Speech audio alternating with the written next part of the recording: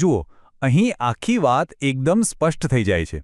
એક તરફ છે આપણો સાચો સ્વભાવ, જે આનંદથી શાંતિથી છલોછલ છે, અને બીજી તરફ છે આપણી આજની હાલત, જે દુઃખ અને બંધનોથી ભરેલી છે.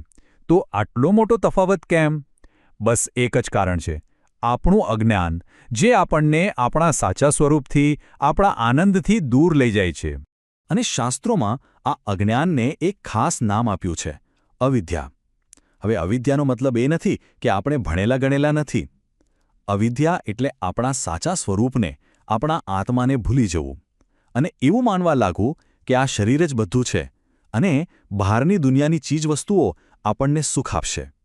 આ એક મોટો ભ્રમ છે, અને સાચું કહું તો આપણા બધા દુઃખનું મૂળ આ જ ભ્રમ છે. અને આ અવિદ્યા આપણને બાંધે છે કેવી રીતે? આપણે અમર આત્માને ભૂલી જઈએ છીએ અને આ નાશ પામનારા શરીરને જ બધું માની લઈએ છીએ. આપણે પૈસા, પદ અને નામના પાછળ દોડીએ છીએ, એ આશામાં કે એ આપણને ખુશી આપશે. પણ અંતે શું મળે છે?